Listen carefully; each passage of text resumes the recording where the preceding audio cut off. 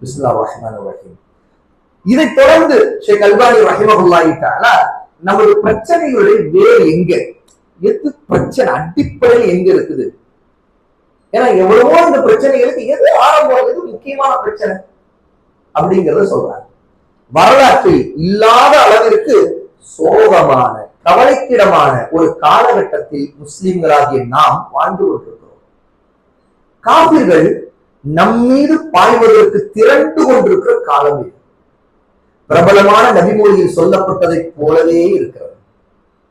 இன்னைக்கு நம்முடைய காலத்தை எப்படிப்பட்ட காலம், நம்முடைய எதிரிகளா இருக்கக்கூடிய காபிர்களா இருக்கக்கூடியவங்க, உதாரணத்துக்கு யூதர்களும், யூத ஆட்சி செய்யக்கூடிய அல்ல கிறிஸ்துவ ஆட்சி செய்யக்கூடிய அல்லது வேறு வகை கம்யூனிஸ்ட் ஆட்சி செய்யக்கூடிய, அது ரஷ்யாவா இருக்கட்டும், எதுவா இருக்கட்டும், அமெரிக்காவா இருக்கட்டும், இஸ்ரேலா இருக்கட்டும், இந்த மாதிரி நம்முடைய எதிரிகளா இருக்கக்கூடியவங்க இதுல நம் மீது பாய்வதற்கு ஒன்று திரள்றாங்க. இது எப்படின்னா, ஒரு ஹதீஸ்ல, ரொம்ப பிரபலமான ஹதீஸ்ல அல்லாஹ்வுடைய நபி ஸல்லல்லாஹு அலைஹி வஸல்லம் சொன்னதுக்கு அப்படியே நடக்குது. யூஷிகுல் உமமு அன் ததாஅ அலைக்கும் கமா ததாஅல் அகலத்து இலா கஸ்அத்திஹா وقال قائل ومن قلة نحن يومئذ قال بل أنتم يومئذ كثير ولكنكم غثاء كغثاء السيل وينزعن الله من صدور عدوكم المهابة منكم وليقذفن الله في قلوبكم الوهن. فقال قائل يا رسول الله وما الوهن؟ قال حب الدنيا وكراهية الموت. உணவு சாப்பிடக்கூடியவர்கள் பந்திக்கு வருமாறு ஒருவரை ஒருவர் எவ்வாறு அழைக்கிறார்களோ, பந்தி விருந்து வச்சாச்சு, சாப்பிட வாங்க கூப்பிடப்படுது, ஒருத்தர் சாப்பிட போறாரு, வாங்க வாங்க நீங்களும் வாங்க நீங்களும் வாங்க அப்படின்னு சொல்லிட்டு சாப்பிடுற சாப்பாட, அந்த விருந்த நல்லா திருப்தியா நல்லா விரும்பியவாறு சாப்பிடலாம் அப்படின்னு ஒருத்தருக்கு ஒருத்தர் பந்திக்கு அழைக்கிறத போல, அவ்வாறே உங்களுடன் பகைமை கொண்ட சமுதாயம் உங்களை விழுங்கி விடாதவர்களை சூழ்ந்து விடுவார்கள் என்றார்கள் நபி ஸல்லல்லாஹு அலைஹி வஸல்லம். அப்படி ஒரு காலம் வரும், எதிரிகள்லாம் வாங்க வாங்க விடாதீங்க, நீங்களும் வாங்க நீங்களும் வாங்க நீங்களும் வாங்க கூப்பிடுவாங்க. ஒரு மனிதர் கேட்கிறார், காயிலும் ஒருத்தர் கேட்கிறாரு, அந்த காலகட்டத்தில் முஸ்லிம்களாகிய நாங்கள் மிக குறைந்த எண்ணிக்கையில் இருப்பதனால அப்படி நடக்குமா? ஏன்னா நல்ல பலசாலிகளா, நல்ல நிறைய கூட்டமா நம்ம பலம் இருக்கு, ஆள் பலம் இருக்குது, படை பலமா நம்ம இருக்கிறோம் அர்த்தம். அப்போ இந்த மாதிரிலாம் நடக்குமா? ஏன்னா நாமும் எண்ணிக்கையில் அதிகம் அப்படின்னு இருக்கும்போது அப்போ எதிரிகளுக்கு பயம் இருக்கும். அவங்க எண்ணிக்கையில் அதிகம், சும்மா இல்லப்பா அவங்கள்ட்ட எதிர்த்து சீண்டக்கூடாது, இல்லாட்டி எல்லாம் ஒண்ணு சேர்ந்துருவாங்க அப்படிங்கிற மாதிரி நிலைமை இருக்கும். ஆனா அப்படி இருக்காதுங்கிற மாதிரி தெரியுது. ஏன்னா எல்லா எதிரிகளும் நம்மை கொலை செய்யறதுக்கு, நம்மை அழிக்கிறதுக்கு, நம்மை விழுங்கறதுக்கு வருவாங்க. பந்திக்கு வச்ச திங்கருக்கு வர்ற மாதிரி நம்மை திங்கருக்கு வருவாங்க அப்படின்னா, நம்ம ரத்தத்தை குடிக்க வருவாங்கன்னா, அப்போ ரொம்ப கம்மியா அவளை எதிர்க்கவே முடியாத அளவுக்கு இருப்போமா? நாம ஆள்கள் ரொம்ப கம்மியா, முஸ்லீம்கள் ரொம்ப குறைவா அப்படின்னு கேட்கப்படுது.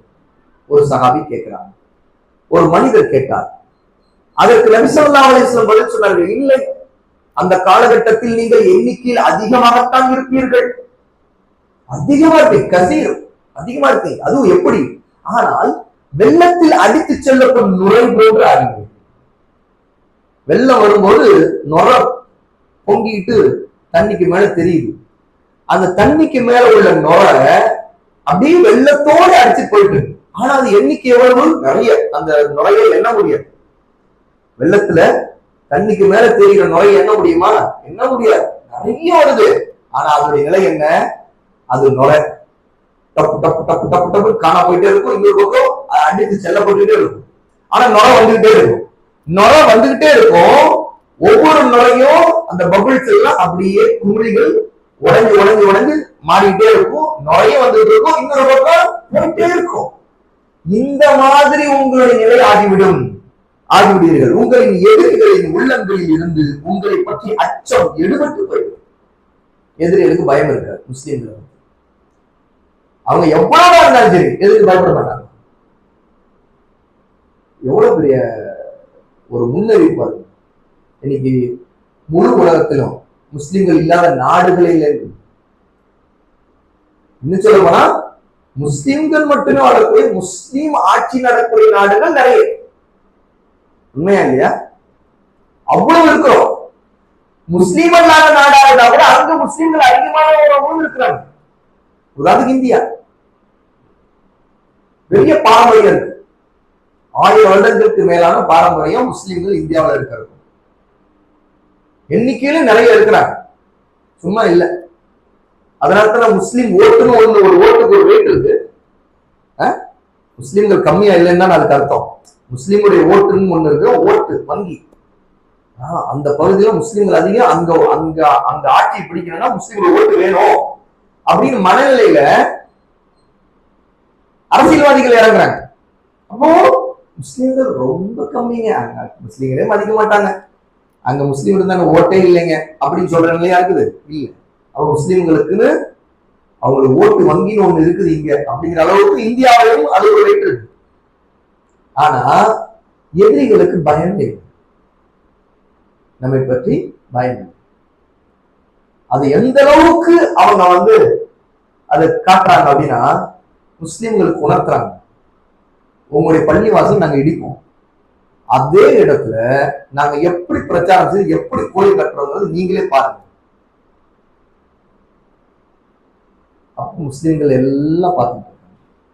உண்மை செய்ய முடியுங்க, செய்ய முடியாதுங்கிறது நிரூபிச்சு காட்டுறாங்க. பயமே இல்லை, முஸ்லிம்களை பற்றி பயம் இல்லை. இல்ல நாங்க ஓட்டு 1000 அதை வச்சு நம்ம பயன்படுத்தணும், ஒண்ணும் நடக்கல.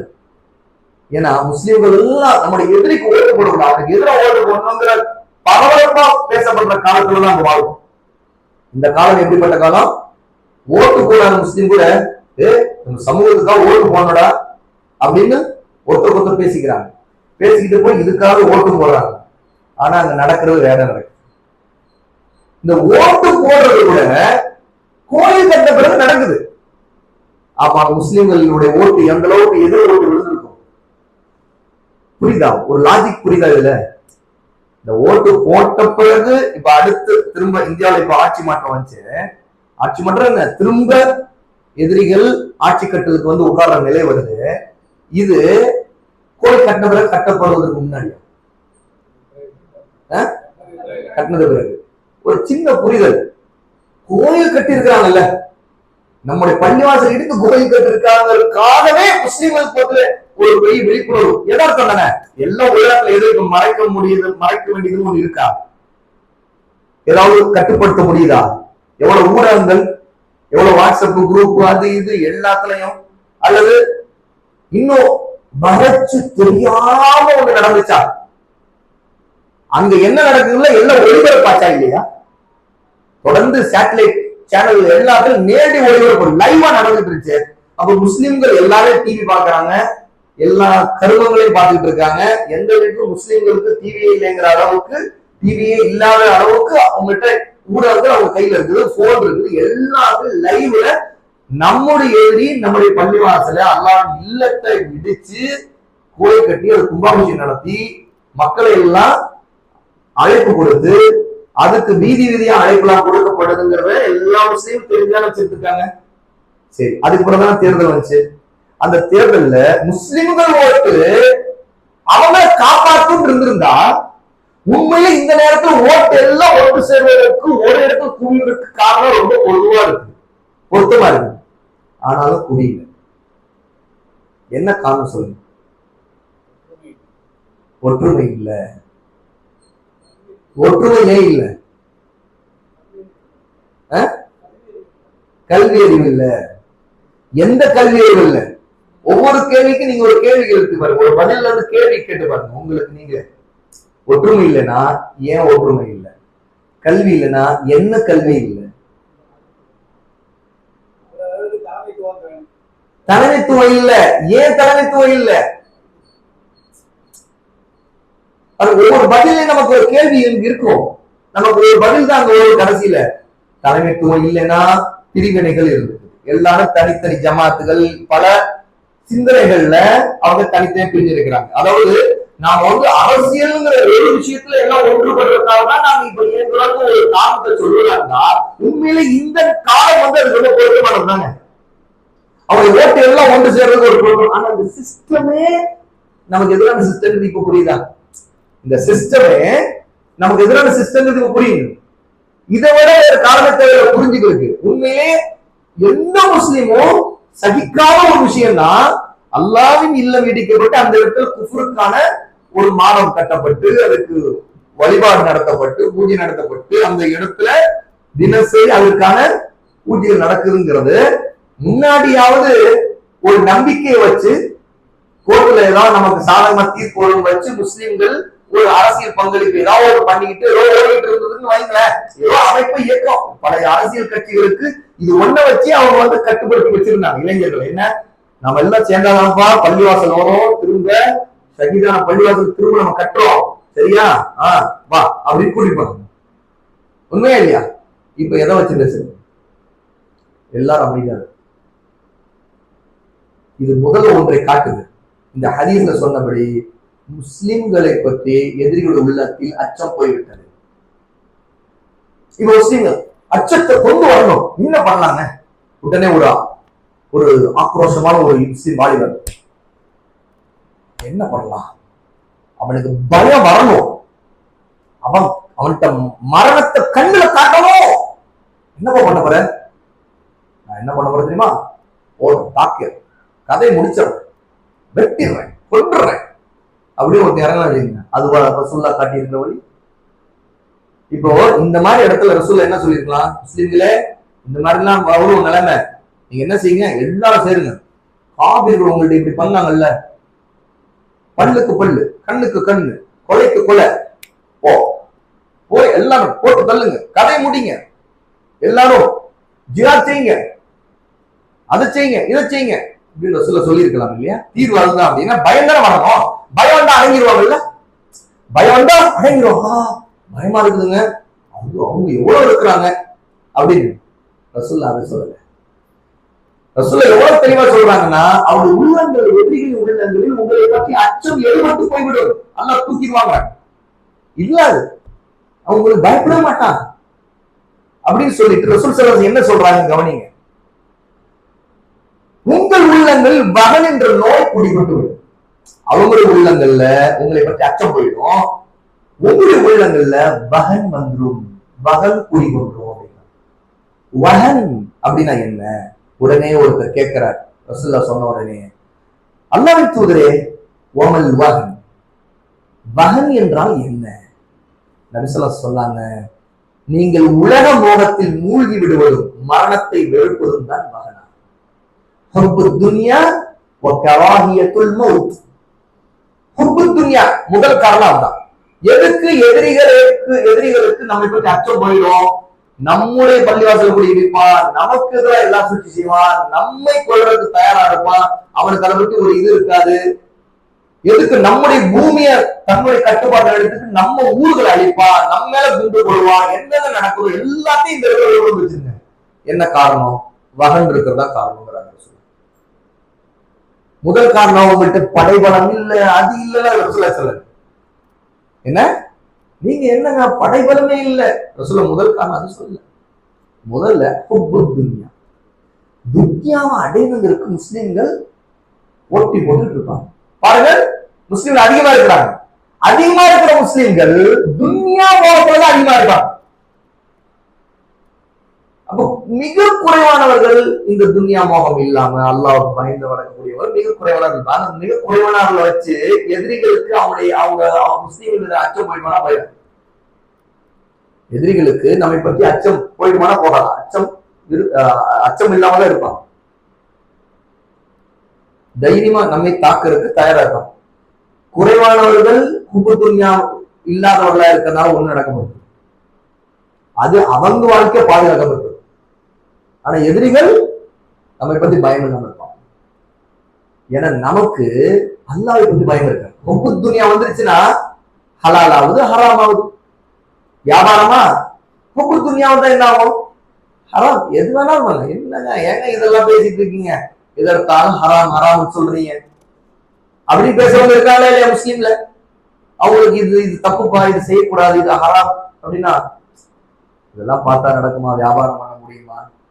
இதெல்லாம் போயிட்டு இருக்க வேண்டியதுதான். வேற என்ன பண்றது? நீங்களும் ரசூல்லா காலத்துல இருக்க வேண்டியவங்க, பேசணும் இருக்காங்க. நல்லா பாருங்க. அப்ப எதுக்கு அந்த வார்த்தை வருதுன்னா, துன்யா விட முடியல. துன்யாவுடைய மோகம், அது ஹலால் ஹராம் அதெல்லாம் பாக்குறது. அப்ப அல்லாஹ் தஆலா நீ இப்படி போறேன்னா உனக்கு சோதனை வரும், எதிரியே உன்னை சாப்பிடுவோம். ரெண்டாவது கராஹியத்துல் மௌத், மௌத்தை வெறுப்பார்கள். மௌத்தை இருக்குன்னா என்ன? அல்லாஹ்வுக்காக வாழ்க்கை கொடுக்கிறவங்க அதெல்லாம் இருக்க மாட்டாங்க. அவங்க இந்த உலகத்துல இருக்கு பாருங்க, ரெண்டுமே உலகத்தோட சம்பந்தம். இந்த குப்பு துணியாங்க இந்த உலகத்தை அனுபவிக்கிறது, புரியுதா? உலகத்தை அனுபவிக்கிறதுக்காக ஹலால் ஹலாலா பார்க்காம அதுலயே வெறித்தனமா போயிட்டு இருக்கிற போகும். ரெண்டாவது ஆயுள் நீளமா இங்கேயே இருக்கணும்னு ஆசை. அதனால மௌத்தை பத்தி வெறுப்பு. செத்துற கூடாதுப்பா, அனுபவி அனுபவி ராஜா அனுபவி. மத்தவங்கள்ட்ட என்ஜாய் பண்ணுப்பா, என்ஜாய் இருக்கிற வரைக்கும் என்ஜாய் பண்ணு. இதுதான் பிரச்சாரம் நடந்தது. அதுக்கு தகுந்த மாதிரியான மனநிலையை கொண்டு வர்றதுக்கு, அதுக்கு தகுந்த மாதிரியான அலங்காரங்கள் கவர்ச்சிகள்ல முஸ்லிம்கள் விழுந்துருவாங்க. என்னங்க, நாம நல்லா சம்பாதிக்கிறோம், நல்லா அனுபவிக்கிறோம், இப்படி இப்படி ஒரு வார்த்தை. அது அல்லாஹ் வணங்குறதுக்கு இபாதத்துக்கு தடையா இருக்குது. இந்த நிலையில முஸ்லிம்கள் ஆயிட்டா எதிரிகளுக்கு பயம் இருக்காது. எதிரி பயம் இருக்காது. இந்த உலகம் முழுக்க முஸ்லிம்கள் பாதிக்கப்படும், முஸ்லிம்கள் மீது எதிரிகள் பாய்வதற்கு காரணம் எதுவாக இருக்கும் இந்த ஹதீஸ்ல பதில் இருக்கு. இந்த ரெண்டு காரணத்தை ரசூல் ஸல்லல்லாஹு அலைஹி வஸல்லம் இந்த ஹதீஸ்ல சொல்றாங்க. இது சௌபான் ரலியல்லாஹு அன்ஹு அறிவிக்கூடிய இந்த ஹதீஸ் அபூ தாவூத்ல 4997வது ஹதீஸ். இமாம் அல்பானி ரஹ்மஹுல்லாஹ் இது ஸஹீஹ்னு அவருடைய ஸஹீஹானே 958வது செய்தியாக சொல்றாங்க. இந்த நேரத்தில் ஷேக் சொல்றாங்க, இந்த நேரத்தில் அறிஞர்களின் கடமை என்னவெனில், இப்படி ஒரு நிலைமை வந்துச்சுன்னா அறிஞருடைய கடமை என்ன தெரியுமா? அவர்கள் தஸ்பியா தல்பியாவை கொண்டு முஸ்லிம்களுக்கு சரியான தௌஹீதை போதிக்க வேண்டும். தெளிவான அகீதா கொள்கைகள், வணக்கங்கள், நடத்தைகளை கற்றுக் கொடுக்க வேண்டும். சரியான தெளிவான அகீதாவை, இபாதத்தை, அஹ்லாக் சார்ந்த விஷயங்களை, வாழ்க்கை முறைகளை கற்றுக் கொடுக்க வேண்டும். ஒவ்வொருவரும் தாம் வாழ்கிற தேசத்தில் தம்மால் இயன்ற வரை இப்பணியை செய்ய வேண்டும். அது அவங்களுடைய லெவலுக்கு எவ்வளவு முடியுமோ. ஒரு ஆலிம் அவர் லெவலுக்கு பண்ணுவார், ஒரு தாய் ஆரம்ப நிலை உள்ளவர் அவர் நிலைக்கு வருவார், இன்னொருத்தர் சாதாரணவர் ஒரு தாலிபலியில் அவர் நிலைக்கு வருவார், வீட்டுல இருக்கிற ஒரு பெண் அவங்க நிலைக்கு பண்ணுவாங்க. ஒரு பெண்ணுனா போய் எல்லா பிரச்சாரம் செய்யணும், வீடியோஸ் போடுங்க. இன்னைக்கு எப்படி தாவா மாறுது, பெண்கள் அவங்க யூடியூப்ல வராங்க, முகம் திறந்துட்டு ரீல் ஷார்ட்ஸ் போட்டு தாவா. இதெல்லாம் சும்மா இல்ல. ரசூல் ஸல்லல்லாஹு அலைஹி வஸல்லம் இந்த கடமையை ஒரு பெண்ணுக்கு தரவே இல்லை. அப்படின்னு ஆயிஷா ரலியல்லாஹு அன்ஹா அவங்க முன்னிலையில வைத்திருப்பாங்க சஹாபாக்களுக்கு முன்னாடி. ஆயிஷா ரலியல்லாஹு அன்ஹா செய்திருக்கலாம்ல சிறந்த முறையில. அப்படி பார்த்தா இதெல்லாம் செய்யலாம்னு இருந்தா அல்லாஹ் தஆலா மிம்பர்ல கூட பெண் ஏறி நின்று ஜும்மா குத்பா கொடுக்கிற ஒரு சுன்னாவல ரசூல் ஸல்லல்லாஹு அலைஹி வஸல்லம் வழிகாட்டி இருப்பாங்க. ஆயிஷா ரலியல்லாஹு அன்ஹா எவ்வளவு இல்முள்ள பெண் இருந்தாங்க இல்லையே. ஆனா இன்னைக்கு பாருங்க, தாவாங்கிற பேர்ல இந்த இஸ்லாமிய மன்ஹஜ் வழிமுறைகள், அதாவது என்ன, மற்ற மதத்தவரிடமிருந்து ஒரு சிந்தனைய, ஒரு கொள்கைய அல்லது ஒரு வழிமுறைய காப்பி அடிக்கிறது. அதுக்கு இஸ்லாமிய பூச்சு கொடுக்கிறது, இஸ்லாமிய கலர் கொடுக்கிறது. அது ஒண்ணுதான் இன்னைக்கு யூடியூப்ல பெண்கள் முகம் திறந்த நிலையில வந்து தாவா பண்ணுறது. முகமே மூடி இருந்தாலும் பெண்களுக்கு மத்தியில தாவா பண்ணுறது. ஏன்னா ஆண்களுக்கு மத்தியில தாவா பண்ண தேவை முதல்ல இல்லை. ஏன்னா ஆண்கள் இருக்கிறாங்க, அதுக்கு தாய்கள் இருக்கிறாங்க, அதுக்கு சொல்ல வேண்டிய உபதேச அறிஞர்கள் இருக்கிறாங்க. பெண்ணுக்கு அது என்ன கடமை இருக்குது, பொறுப்பு இருக்கு. அவங்க அது சொன்ன சலபி வழிமுறையில தாவா செய்யக்கூடிய ஒரு காலம் பெண்கள் வீதிக்கு வந்து அந்த தாவா செய்ய மாட்டாங்க. பெண்கள் அவங்க நிலையில் தாவா பண்ணணும். அவங்க வீட்டுக்குள்ள இருந்து தன்னுடைய பக்கத்து வீட்டுக்காரர்கள் அல்லது அவங்க பெண்களுக்கு மத்தியில வேற இடத்துல பண்ண வேண்டிய தேவை வருது, அல்லது ஒரு வாய்ப்பு இருக்குது, கல்வி கற்றுக் கொடுக்க வேண்டியது தப்பு இல்லை. ஆனா பெண்களுக்கு மத்தியில் பண்ணணும். ஏன்னா அதுதான் அவங்களுக்கு சிறந்தது. ஏன்னா பல நேரங்கள் பெண்களுக்கு மத்தியில் ஆண்கள் செய்ய முடியாம இருக்கும், அதுக்கான சூழ்நிலை அமையாம இருக்கும். பெண்கள்ல கல்வியை தேடிக்கொள்றவங்க நல்ல கல்வி தேடி பெண்களுக்கு மத்தியில் சீர்திருத்த பணிய, சரியான முறையில மார்க்கத்தை கற்றுக் கொடுக்கிற பணியை செய்யலாம், தவறு இல்லை. ஆனா அல்லாஹ் சில திறமையை கொடுத்திருந்த அந்த திறமையை மார்க்கத்துக்கு முரணா, அந்த வழிமுறைக்கு முரணா, சுண்ணாவுக்கு முரணா ஒரு பெண் இன்னைக்கு நம்ம பாக்குற மாதிரி யூடியூப்ல, வாட்ஸ்அப், பேஸ்புக்ல வந்துட்டு மோதத்துக்கு வந்துட்டு அதுலயும் அரசியல்ல சில பெண்கள் பேசுறாங்க. தேவையில்லை, அவங்களுக்கு அது பொறுப்பே இல்லை. அதிலும் ஒரு பெண் இன்னைக்கு ஒரு முஸ்லிம் பெண் ஒரு கவுன்சிலரா ஆகி அந்த பெண்ணுக்கு அந்த பொறுப்பே இல்லை. அல்லாஹ் அப்படி ஒரு கடமை கொடுக்கல. கவுன்சிலர் ஆகி வரலாறு நம்மள பார்த்துட்டு தான் இருக்கிறோம். கவுன்சிலர் ஆகி ஆனா ஓட்டு போட்ட மக்கள் குப்பை கூலங்கள் சரியா வாரப்படல, இந்த மாதிரி இருக்குதுன்னு புகார்கள் கொடுக்கும்போது பிள்ளையும் கூட்டிட்டு போய் வீட்டுல இருக்க கூட்டிட்டு போய் வான்னு சொல்லிட்டு குப்பை வாரக்கூடிய வண்டி இழுத்துட்டு கொண்டு போய் இருக்கிற குப்பைகளை வாரி கொட்டி சரி பண்ணி கொண்டு போய் குப்பையில தொட்டியில போடுறது இதெல்லாம் முஸ்லீம் பெண் செய்து கேள்விப்பட்டிருக்கீங்களா இல்லையா? அதெல்லாம் கேள்விப்பட்டிருக்கீங்களா? கேள்விப்பட்டிருக்கீங்களா இல்லையா? என்ன நடந்துட்டு இருக்கிறத சொல்றேன். இது தேவையா? மார்க்க இப்படி வழிகாட்டி இருக்குதா? கடைசியில அதுக்கு நியாயம் பாருங்க. அதுலயும் அவங்களுடைய பலவீனம் தெரிஞ்சுக்கலாம். என்னை நம்பி ஓட்டு போட்டவங்களும் நான் செய்யதான் ஆகணும். எதுக்குமா இந்த வேலை? நீங்க ஏன் புரிஞ்சு ஓட்டு கேட்ட? ஓட்டு கேட்டனாலும் இப்ப நீ கவுன்சிலர் ஆன பிறகு நீ வந்து குப்பை வர வேண்டிய இடத்துல வச்சுட்டாங்க. இதுவும் அவங்களுடைய பொறுப்பு. நீ மிகச்சிறந்த தலைமுறைய சரியான இல்மப்படுத்தி இபாதத் செய்து வீட்டுல நிம்மதியா பிள்ளை நல்லபடி வளர்த்து சொந்தங்கள் பந்தங்கள் மற்றும் நல்ல இல்ம பரப்பி பக்கத்து வீட்டுக்காரர்களுக்கு இல்ம கொண்டு வருவது ஒரு நல்ல சமூகத்தை உருவாக்குறதுக்கான சிறந்த பணியை செய்யலாம். ஆம்பளைங்க செய்ய வேண்டிய வேலையை அந்த பொறுப்புக்கு நீ வந்து உட்கார்ந்து தப்பு எங்கன்னா முதல்ல தப்பு. நீ போய் ஓட்டு கேட்டு எனக்கு ஓட்டு போடு அப்படின்னு சொல்லிட்ட. ஓட்டு போட்டு உன்னை கொண்டு உட்கார வச்சுட்டாங்க. குப்பை வராம கிடக்குது அப்படின்னு பார்த்து நீ உன்னால முடிஞ்ச முயற்சி செய்யற, அப்போ முடியல. அப்போ ஆனா இஸ்லாமிய பண்புல ஒண்ணு வாக்குறுதியை காப்பாற்றுறதுல நீ குப்பை போடுறதுன்னு பாருங்க, அது பாராட்டப்பட விஷயம். ஏன்னா ஒரு முஸ்லீம் கவுன்சிலர் இருந்துகிட்டு பாத்தீங்களாங்க இப்படிதான் இருக்காங்கன்னு சொல்லிட்டு மக்கள் பேசுவாங்க போது சொல்லப்போனா ஆண்கள் இதுல வைக்கப்படணும். பொறுப்பை நிறைவேற்றாத கவுன்சிலர் முஸ்லீம் கவுன்சிலர் எத்தனை பேர் இருக்கிறாங்க? பொறுப்பு எடுத்துக்கிட்டு செய்யாம இருக்கு. ஆம்பளை செய்யல, ஆனா உனக்கு பொறுப்பே இல்லாம நீ தலையை கொண்டு உள்ள போட்டுட்டு அதுக்கு பிறகு என்னதான் புத்துதே கொலையில கத்தி கதறினாலும் கடைசியில நீ அந்த பொறுப்பை எனக்கு பேச்சு வேணாம், நாளைக்கு என்னை பார்த்து இப்படி சொல்லுவாங்க, எனக்கு சப்போர்ட் இல்ல, அதனால நானா என் குடும்பத்தை கூப்பிட்டு நானா போய் குப்பைகள் எல்லாம் வாரி வலிச்சு நானா கொண்டு போய் குப்பை தொட்டில போட்டேன் அப்படிங்கிற நிலைமை வருதுன்னு அப்படின்னா அதுல ஒரு இடத்துல அந்த பொறுப்பை வாக்குறுதி காப்பாற்றுறதுக்கு நீ செய்யறமா அது பாராட்டப்பட வேண்டியது. அல்லாஹ் உனக்கு அதுல அருள் செய்யணும். ஆனா இது உனக்கு தேவையே இல்லாத வேலை நீ இப்பயா விளங்கணும். இதுதான் விஷயம். மார்க்கம் உனக்கு காட்டியிருக்கிற மிகச்சிறந்த வழிமுறை என்னன்னா, மார்க்கம் உனக்கு மிகப்பெரிய அருள், மிகப்பெரிய கருணை. உனக்கு சக்திக்கு மீறியதே உன் மார்க்கம் அல்லாஹ்வுடைய ரப்பு விதிக்கல.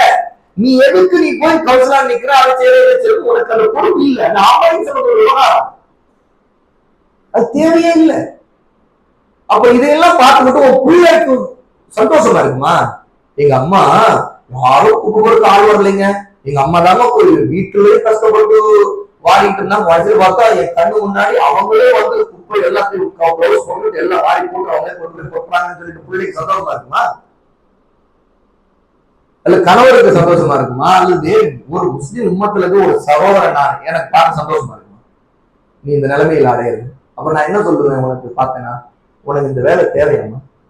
உனக்கு யார் உன்னை கூப்பிட்டு கவுன்சிலாக நீ இதெல்லாம் செய்ய நாளைக்கு நிலம நீ நினைச்சு உட்கார்ந்துக்கிட்டே எல்லாம் நடந்துன்னு நினைச்ச தெரியுதா? இப்போ இப்ப திரும்ப கவுன்சில் ஆகி நின்றுட்டு இருப்பியா? நீ தேவையில்லை. இது இந்த மாதிரிதான் தேவையில்லாத பொருட்களை தலையில போட்டுக்கிட்டு முஸ்லிம் பெண்கள் சில காரியங்களை இன்னைக்கு செய்திருக்காங்க. எல்லாத்துக்கும் வெறும் தாவம், எல்லாத்துக்கும் சமூக பணி, சமூக சீர்திருத்தம், சமூகத்தை மாற்ற போறேன், அதுக்கு எப்படி இறங்கி வேலை செய்யுது. இதெல்லாம் உலமாக்களுடைய சரியான ஆலோசனை அறிவுரை எதுவும் கேட்காம அறியாமையின் காரணமாக போகிற போக்கு.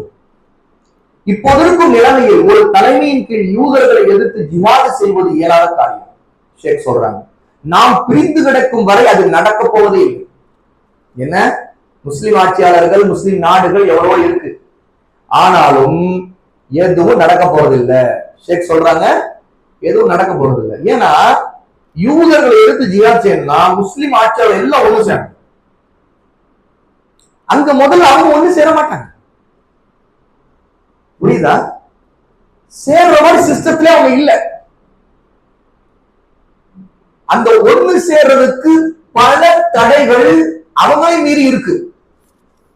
அவங்களுக்கு பல அச்சுறுத்தல்கள் இருக்குது. ஆட்சியாளர்களுக்கான முஸ்லீம் ஆட்சியாளர்னா அவர் எல்லாம் நான் நினைச்சதெல்லாம் கேட்கிறேங்கிறது ஆளு.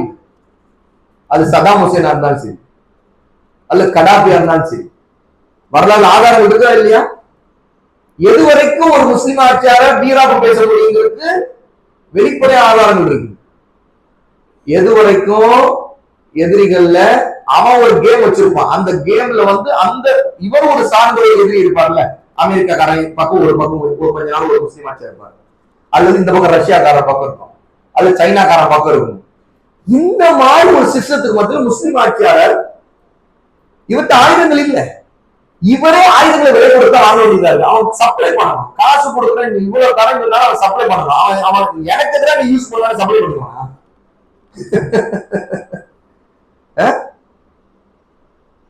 ரொம்ப ஒரு எளிமையான புரிதல். முட்டாள்தனம் அரசியல், இன்னைக்கு அரசியல் பேசுறவங்க அறிவாளிகள், அதான் விஷயம். இன்னைக்கு அரசியல் பேசுற வியாக்கியானிகள் அறிவாளிகள், அரசியல் பேசாம இருக்கிறான் பாரு, அவன் தான் அறிவாளி. ஏன்னா அவனுக்கு தெரியுது என்ன நடக்குதுன்னு ஒண்ணு புரியுது. ஆக மொத்தம் நம்மிடம் ஆயுதம் இல்ல, வாயில ஆயுதம் வச்சுட்டு என்ன பண்ற? நாக்குதான் ஈஸியான ஆயுதம், அதை வச்சுட்டு என்ன பண்ற? எதிரி வந்தா என்ன பண்ற? நாக்கு வாயிலே நான் கடிச்சு துப்பிடுவேன் அவனை. எதிரியை வரட்டும், நல்லா நறுக்கு கடிச்சு விடுறேன், அவன் கையை பிடிச்சா கையை கடிப்பேன். அப்படியா? எவ்வளவு சின்ன பிள்ளைத்தனமா இன்னைக்கு அரசியல் பேசிட்டு இருக்கிறவங்க தான் இன்னைக்கு தாய்கள்.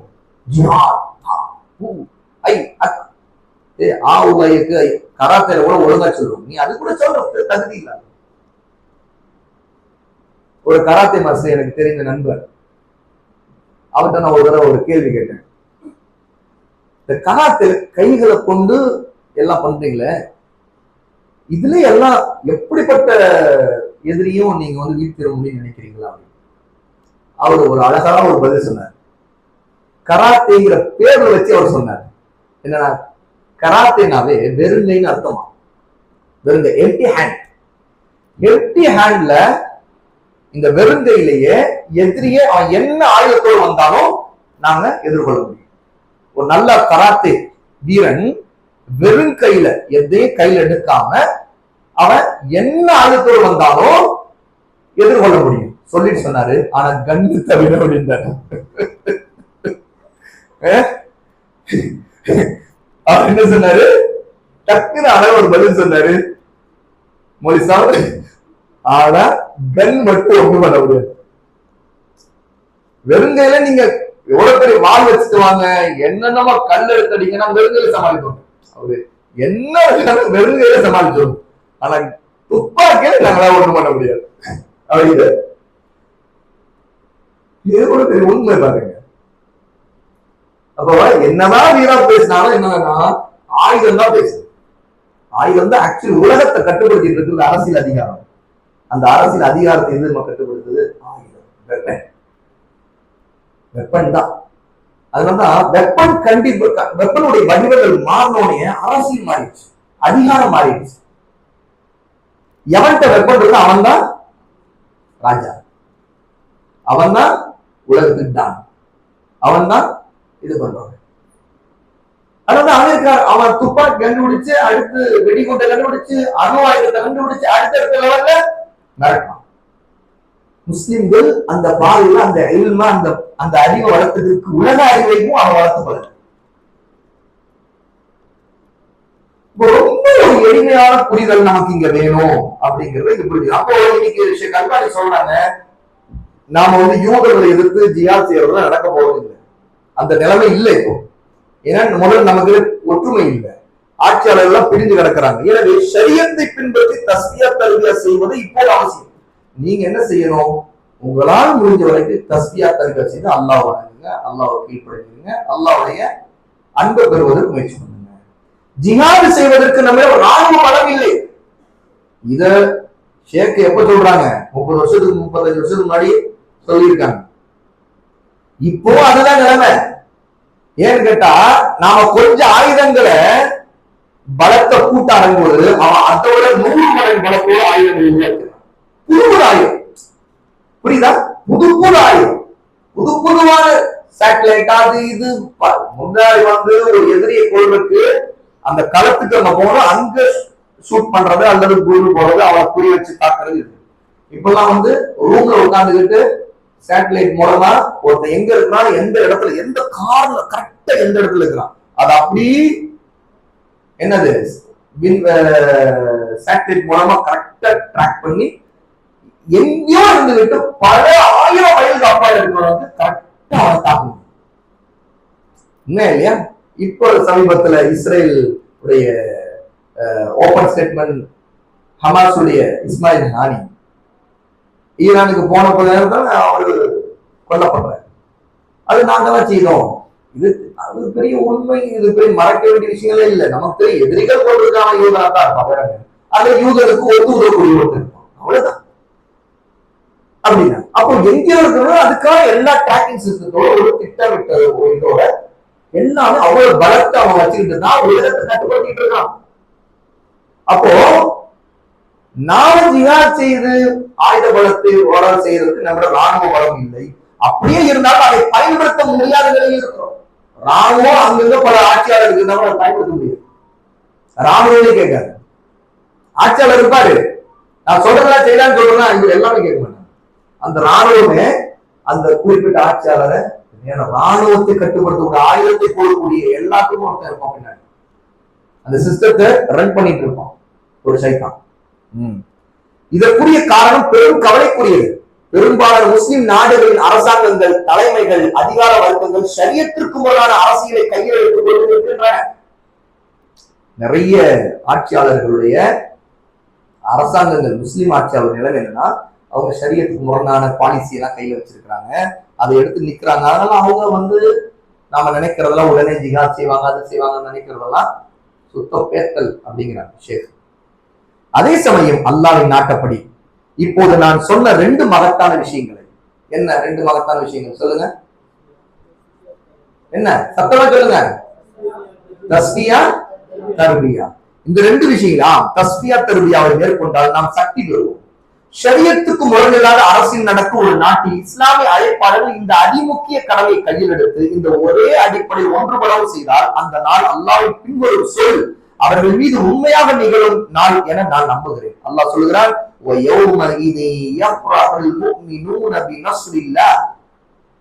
அந்நாளில் நம்பிக்கையாளர்கள், அல்லாஹ் ஈமான் கொண்டவர்கள் அல்லாஹ்வின் உதவியை கண்டு மகிழ்ச்சி அடைவார்கள். அந்த நாள் அப்போது ஏன்னா அல்லாஹ்வின் உதவி வரும். அல்லாஹ்வுடைய நஸ்ருன்னா உதவி, நஸ்ருல்லாஹ் அல்லாஹ்வுடைய உதவி. அல்லாஹ்வுடைய உதவி வந்துச்சுன்னா முஃமின்கள் மகிழ்ச்சி அடைவாங்க. அது எப்போதுன்னா தஸ்பியா தர்பியாவை கொண்டு ஒரு கூட்டம் பெருங்கூட்டம் மாறணும், மிகச்சிறந்த முஸ்லிம்களாக மாறணும். அதுக்கான வேலையை தாயிகளா இருக்கிறவங்க அதை செய்யணும். எதுவும் நடைமுறைக்கு சாத்தியம் இல்லாத கனவு கோட்டைகளை கட்டி விட்டு மக்களை யோசித்து விட்டு ஒரே இதுலயே உழப்பு அப்படி செத்து போ, நாசமா போ அப்படிங்கிற முறையில கொண்டு போவதும் முட்டாள்தனமான வேலையை அதைத்தான் இன்னைக்கு நிறைய பேர் செய்துட்டு இருக்காங்க. அமைப்புகள், இயக்கங்கள், கட்சி நடத்துறவங்க இதெல்லாம் விடுங்க. விட்டுட்டு முதல்ல அல்லாஹ்வை படிங்க, நபியை படிங்க, சரியான மார்க்கத்தை படிங்க, தூய்மையா கற்றுக்கொள்ளுங்க, அதை உங்களுடைய வாழ்க்கை அமல் செய்யுங்க. இதுக்கிடையே மோட்டியம் வந்தாலும் அல்லாஹ் திருப்தியோட கொள்ள போயிடும். நீங்க உங்களுடைய சக்திக்கு மீறிய விஷயங்களை எடுத்துக்கிட்டு வெறும் கனவு கொண்ட கட்டுறதுல எந்த அர்த்தம் இல்லை என்பதை ரசூல் ஸல்லல்லாஹு அலைஹி வஸல்லம் ஹதீஸை வச்சோம் குபுல் துன்யா வச்சுக்கிட்டு அல்லாஹ் உதவி வராது. மௌன வெறுத்து கொண்டிருக்கின்ற உலகமே சனம் போயிட்டு ஆசைப்பட்டு வாழ்ந்துட்டு இருந்தா அல்லாஹ் உதவி வராது. மாறாவது எதிரிகள் பாய்வாங்க. எதிரிகள் பந்திக்கு வச்சா எப்படி திங்கிறதுக்கு ஒருத்தர் கொண்டு அழைப்பு கொடுத்து சாப்பிடுவாங்க, அதை போல உங்களை சாப்பிடுவாங்க. அப்ப நீங்க ரொம்ப பலவீனமா இருப்பீங்க. ஆனா அதிகமா தான் இருப்பீங்க.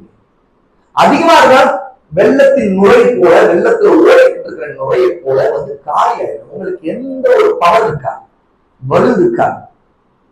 உங்களை பார்க்கறது வெள்ளத்துறை நுரையை பார்க்கறது யாருங்க பயம் இருக்கா? வெள்ளத்தை பார்த்தா பயம் வரும், நுரையை பார்த்தா பயம் வராது. எப்படி? வெள்ளத்தை பார்க்கறது பயம் வருது, நுரையை பார்த்தா பயம் வராது. நுரைங்கிறது அதை அழிச்சிட்டு போறவங்கிறது மனசுல நிக்குது. வெள்ளங்கிறது நம்மை அடிச்சுட்டு போறவங்க நிக்குது. வித்தியாசம் பாருங்க. நுரை அது அடிச்சுட்டு போயிட்டு இருக்கு, வெள்ளம் நம்மை அடிச்சுட்டு போயிடும் அப்படிங்கிற பயம் வரும். இங்க வெள்ளம்ங்கிற ஒன்று ஒரு குறியீடு மாதிரி நமக்கு ஒரு விஷயத்தை உணர்த்துது. எதிரிகள் பந்திக்கு வந்து பாஞ்சு வந்து உங்களை திங்கிறது எப்படின்னு கேட்டா உங்களை எல்லாம் அடிச்சுட்டு போற மாதிரி. நீங்க அவங்களுக்கு மேல சவால் செய்யமா நினைச்சீங்கன்னா நீங்களே ஆமாடி. நீங்க எத்தனை பேர் இருந்தாலும் அடிச்சுட்டு போயிட்டு நீங்க அவங்களே அவங்களோட மாறுவீங்க. ஆனாலும் ஒரு காலம் உங்களுக்கு எந்த பலனும் இருக்காது. அவங்கள பார்த்தாலும் உங்களுக்கு பயம் இருக்கும். ஆனா நீங்க நினைச்சீங்க நாம நிறைய இருக்கிறோம் அப்படின்னு நினைச்சீங்க. ஏன்னு கேட்டா உங்களுக்கு ஆசையெல்லாம் என்னன்னு கேட்டா இந்த துனியாதான். அப்படி ஒரு மகன் இருந்துச்சுன்னா வெள்ளத்துல அடித்து செல்லக்கூடிய நோயை போல நீங்க ஆக்கி விடுவீங்க அப்படிங்கிற ரசூல் ஸல்லல்லாஹு அலைஹி வஸல்லம் அந்த ஹதீஸ்ல உணர்த்திட்டு அதை அடிப்படையா ஷேக் சொல்றாங்க. அப்படி ஒரு நிலைமை இருந்தா இந்த மகன் நீக்கப்படணும்னா அதுக்கு என்ன வழி? உப்பு துன்யா கராமித்துள்ளோ மௌத்தை வெறுப்பதும் உலகத்தை விரும்புவதும் இந்த மாதிரி மனநிலை இருந்தால் அதை தீர்ப்பதற்கான வழி என்னன்னா ஷேக் சொல்றாங்க அதுக்கு தஸ்பியத்தை நடக்கணும். அதை அறிஞர்கள் செய்யணும். அவங்க சக்திக்கு உட்பட்டு செய்யணும். அது அகீதாவிலையும் இபாதத்திலையும் சொல்லும் நடத்தைகள்லையும் அது சரி செய்யப்படணும். அப்போது அல்லாஹ் உதவி வரும். இதையெல்லாம் விட்டுட்டு ஜிஹாத் சொல்லிட்டு ஆயுதங்களும் இல்லாம அதுக்கான எந்த செட்டப் எந்த சிஸ்டமும் இல்லாம ஜிஹாத் செய்யணும் சொல்லிட்டு மக்களை உசுப்பேத்திட்டு இருக்கிறது இது வந்து வெட்டி வேலை வீண் வேலை நேர வேலையும் எந்த பணம் தராத ஒன்று அப்படின்னு ஷேக் அவர்கள் இந்த தலைப்புல இந்த விஷயத்த நம்முடைய பிரச்சனையுடைய வேர் எங்கே என்பதை குறிப்பிடுறாங்க. பிரச்சனையுடைய வேர் என்கிட்ட இங்க இருக்கு உள்ளத்துல. உப்பு துன்யாவும் மௌத்தை வெறுக்கிறோம், இந்த உலக வாழ்க்கையே விரும்பிட்டு இருக்கிறோமோ, இதை வச்சு இந்த கவர்ச்சியில மயங்கி கிடக்கிறோமோ, அல்லாஹ்வின் மார்க்கத்தை விட்டு தூரமா இருக்கிறோம், பாவங்களை தைரியமா செய்யறோம். ஏன்னா உப்பு துன்யாவுடைய ஆசை வந்து பாவத்தை செய்யறது ஒரு மனிதனுக்கு சாதாரணமா தெரியும். ஏன்னா உலகத்துக்காக எதை செய்வான்?